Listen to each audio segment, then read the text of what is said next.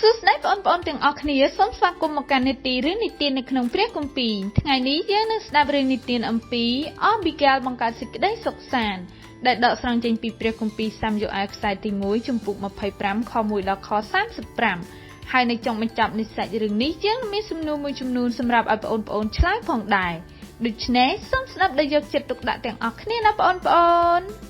การในโนเมรินตาเนเมนารำโดยมันได้เนเป้ดันเนชลูจิมูลมันเพะหรือก็บองปอนโปรสไรระบาเนนุหรือก็ตาเนเมนารำโดยมันได้เนเป้ได้นานามันเนในยัยเปียมันซ้ำรวมกันเนชมูมวยในชมูแต่งอระบาพระเยซูนุคือสดัดในสันเตพีบเปรี้ยจังยังมีสิ่งใดสกสารจำนวนอาการชลูประกายหรือก็การข้างสัมบ้านหนึ่งขีตาเนกฐานเนในตาอาจจะสาสันเตพีบบานชมูหนึ่งเนได้เฟือกระดับเนบานได้หรือเตថ្ងៃនេះយើងនឹងរៀនអំពីបុរសម្នាក់ដែលគាត់ស្ទើរតែបង្កឲ្យមានការឆ្លោះប្រកែកគ្នាដោយសារតែកំហឹងរបស់គាត់រឿងនៅក្នុងព្រះគម្ពីរដាវីតបានរស់នៅតាមទីជនបទជាច្រើនដោយសារគាត់ព្យាយាមរត់គេចពីស្ដេចសូលដែលនៅតែចង់សម្លាប់គាត់ដោយសារការច្រណែនថ្ងៃមួយដាវីតនិងទាហានរបស់គាត់បានទៅបោះតង់ស្នាក់នៅក្បែរផ្ទះបុរសម្នាក់ដែលមានឈ្មោះថាណាបាលនៅចំនួនរបស់ដាវីតវាជារឿងធម្មតាទេក្នុងការយកវង្សសត្វរបស់ណាបាលធ្វើជាអាហារដោយមិនចាំបាច់សុំការអនុញ្ញាតពីណាបាលនោះ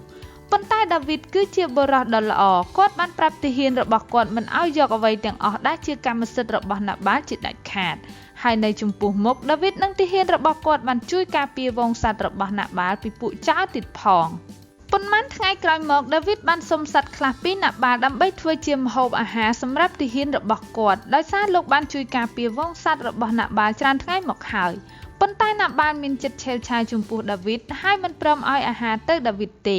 វាគឺពិតជាធ្វើឲ្យដាវីតខឹងខ្លាំងណាស់ដាវីតខឹងខ្លាំងណាស់ហើយក៏បានលើកទ័ពបំរុងនឹងវាយជាមួយទ័ពរបស់ណាបាលប៉ុន្តែណាបាលមានប្រពន្ធដ៏ឆ្លាតវៃម្នាក់ឈ្មោះអប៊ីហ្គេលនាងបាននាំយកអាហារជាច្រើនទៅឲ្យដាវីតនិងទាហានរបស់គាត់ហើយបានសុំគាត់កុំឲ្យវាយប្រហារផ្ទះរបស់ណាបាលព្រោះព្រះមិនសប្បុរសទេឡើយនេះជាការរារាំងដាវីតមិនឲ្យច្បាំងនឹងណាបាលអប៊ីហ្គេលគឺជាអ្នកបង្កើតសន្តិភាពនាងបានឃាត់ដាវីតមិនឲ្យប្រយុទ្ធហើយរក្សាដាវីតឲ្យមានសន្តិភាពជាមួយណាបាលពេលណាបាលដឹងថាអប៊ីហ្គេលបានផ្ដល់អាហារឲ្យដាវីតនិងទាហានរបស់ដាវីតគាត់ខឹងខ្លាំងណាស់ណាបាលខឹងខ្លាំងរហូតដល់ថ្នាក់គៀងបេះដូងហើយគាត់ក៏ស្លាប់ទៅ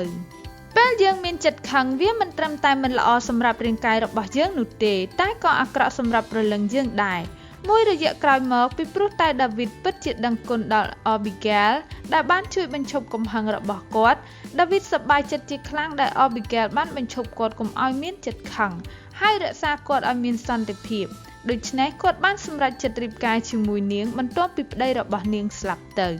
ព្រះចង់ឲ្យយើងមានសន្តិភាពព្រះចង់ឲ្យយើងជួយអ្នកដទៃក្នុងការរក្សាសន្តិភាពរបស់ពួកគេតើអ្នកនឹងផ្លាស់ប្ដូរចិត្តដែលស្អប់ទៅជាដួងចិត្តដែលមានសន្តិភាពដែរឬទេសំណួរពិភាក្សា1ហេតុអ្វីបានជាដាវីតនិងទាហានរបស់គាត់ត្រូវរស់នៅតាមទីជនបទ2តើដាវីតនិងទាហានរបស់គាត់បានការពារផ្ទះរបស់នរណាពីពួកចោរ3តើណាបាលបានឆ្លើយដូចម្តេចនៅពេលដែលដាវីតសុំអាហារខ្លះសម្រាប់ទាហានរបស់គាត់4តើដាវីតចង់ធ្វើដូចម្តេចចំពោះណាបាល5តើនរណាដែលបានបញ្ឈប់ដាវីតមិនឲ្យវាយសម្លាប់ណាបាល6តើអ្នកអាចរក្សាសន្តិភាពបានយ៉ាងដូចម្តេចនៅពេលដែលនរណាម្នាក់ចង់វាយជាមួយអ្នកនោះខគម្ពីរចងចាំព្រះគម្ពីរម៉ាថាយជំពូក5ខ9មានពរហើយអស់អ្នកដែលផ្សះផ្សាគេត្បិតអ្នកទាំងនោះនឹងបានហៅជាកូនរបស់ព្រះសម្រាប់មេរៀនសាលាថ្ងៃអាទិត្យដែលតេតងទៅនឹងរឿងនិទានព្រះគម្ពីរខាងលើនេះសូមចុចនៅលើ link ខាងក្រោមចង់ស្ដាប់រឿងថ្មីៗទៀតអត់បើចង់កុំភ្លេចមកសាលាថ្ងៃអាទិត្យទាំងអស់គ្នាណាបងប្អូន